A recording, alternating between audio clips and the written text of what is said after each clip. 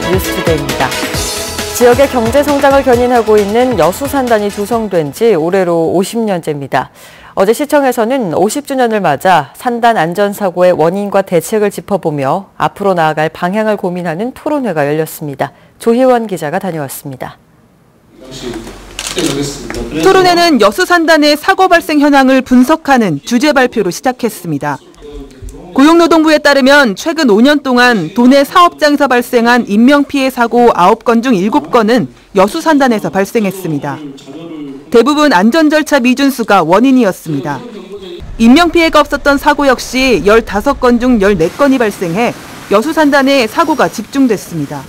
산단 노동자 조합은 기업이 비용을 절감하기 위해 노후화된 시설을 교체하지 않고 정비 작업 기간을 단축시키는 게 가장 큰 사고 원인이라고 지적했습니다.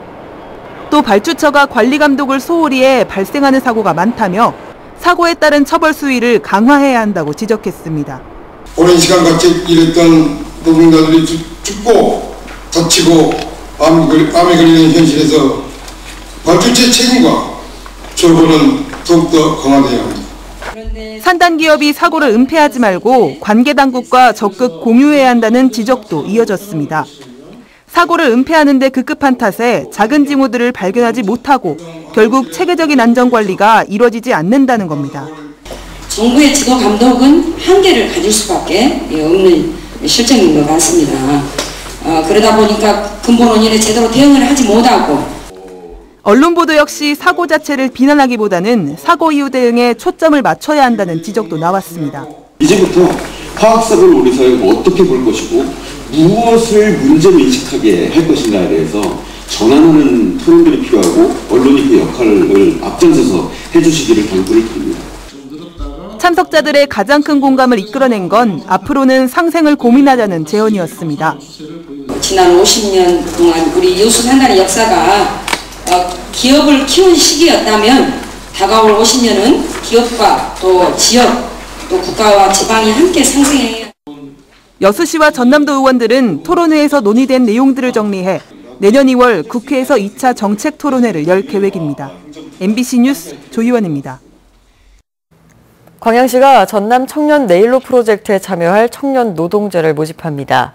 광양시는 공공분야 직무 경험으로 민간 일자리를 연계하는 전남 청년 네일로 프로젝트 사업에 참여할 청년들을 오는 13일까지 모집합니다.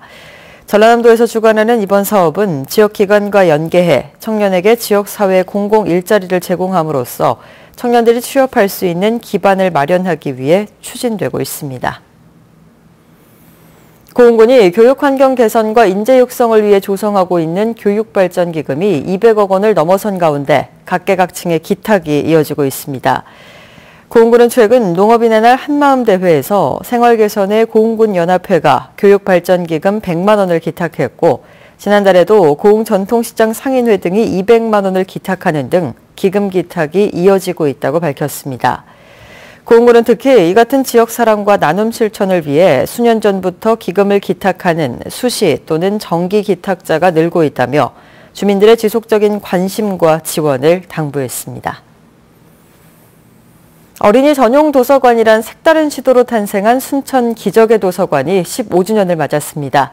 늘어나는 수요에 맞춰 독서문화 정착을 위한 다양한 변화가 요구되면서 기적의 도서관의 향후 행보에도 관심이 모아지고 있습니다. 김종수 기자입니다. 지난 2003년 국내 최초의 어린이 전용 도서관으로 문을 연 순천 기적의 도서관. 당시 10만여 명의 시민들의 서명에 동참하는 등 도서관 도시 구축을 위해 각계각층의 적극적인 협조도 이어졌습니다. 15년이 지난 지금도 꿈의 공장, 책 읽는 놀이터 등 다양한 수식어와 함께 도서관 문화에 큰 획을 긋고 있습니다. 특히 수만 권의 장서에 다양한 시청각 자료까지 보유하면서 어린이들의 색다른 체험 공간으로도 활용되고 있습니다. 이렇듯 딱딱한 도서관에 훈풍을 몰고 온 기적의 도서관은 기존의 고정관념에서 벗어나 타 지역의 좋은 본보기가 되고 있습니다. 평균 한 300기관 정도 다녀가십니다. 그래서 무엇이 궁금하세요? 라고 물어보면 그 민과 간이 함께 만드는 그런 도서관 운영의 모델, 또 어린이를 위한 서비스 뭐 이런 것들 많이 물어보고 가시고요. 이후 전국적으로 13곳의 기적의 도서관이 운영되면서 적지 않은 파급 효과를 가져오기도 했습니다. 지난 15년의 의미 있는 시간을 바탕으로 기적의 도서관이 새로운 변화를 꿈꾸고 있습니다. 늘어나는 수요만큼 어린이들을 위한 다양한 서비스 제공을 위해 발빠른 대응이 필요하기 때문입니다. 기적의 도서관을 비롯한 우리나라 도서관들이 생산하는 뭔가 새로운 걸 창조해내는 가치를 만들어내는 그러한 부분에서는 할 일이 앞으로도 더 많지 않겠나. 책과 교감하고 이를 통해 성숙한 인성을 배워가는 기적의 도서관. 지역에서 시작된 색다른 시도가 또 다른 15년을 더욱 풍성하게 채워나갈지 앞으로의 행보에 기대가 커지고 있습니다. MBC 뉴스 김종수입니다. 전남도교육청이 3조 원대 내년 예산을 편성해 도의회에 제출했습니다. 도교육청은 어제 2019년 교육정책 추진을 위해 학교 무상급식 지원비 2천여억 원과 교육환경 개선 사업비 2,400여억 원 등 모두 3조 8천여억 원의 예산을 편성했다며 중복사업 폐지와 운영비 감액이 반영됐다고 밝혔습니다. 이번 예산은 올해 본 예산보다 8% 증가한 것이며 도의회 제2차 정례회에서 최종 확정될 예정입니다. 지난 1년 동안 도교육청에서 90여 건의 비위행위 징계가 이루어진 것으로 조사됐습니다. 도교육청이 도의회에 제출한 행정사무감사 자료에 따르면 지난해 10월부터 올해 9월까지 교원과 일반직 공무원들을 대상으로 음주운전 등 교통법규 위반 35건을 포함해 모두 95건의 징계가 내려졌습니다. 또 해당 징계와 관련해 6명이 해임되고 9명이 정직 처분됐지만 불문 경고도 27명에 달하는 것으로 나타났습니다. 음주운전 처벌 수위를 높여야 한다는 목소리가 커지고 있는 가운데 검찰이 음주운전자들을 직접 구속했습니다. 광주지방검찰청은 지난 2월부터 최근까지 음주운전으로 동승자들을 숨지게 하거나 사고를 낸 10명을 직접 구속했다며 이들 대부분이 음주운전으로 처벌받은 전력이 있었다고 밝혔습니다. 이에 대해 검찰은 경찰 단계에서 불구속 송치된 사례도 구속 기준에 해당할 경우 영장을 청구했다며 음주운전에 대해 강력하게 대응할 방침입니다. 농촌에서는 수확이 끝나면 방죽이나 저수지 물을 뺀 뒤 마을 공동체 전체가 참여해 고기를 잡는 이른바 가래치기라는 전통 어로 작업을 했습니다.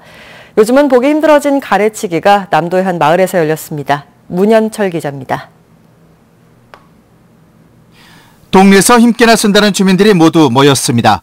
무릎이나 허리춤만큼 물이 빠진 저수지 바닥 여기저기를 가래로 내려치며 물고기를 쫓습니다.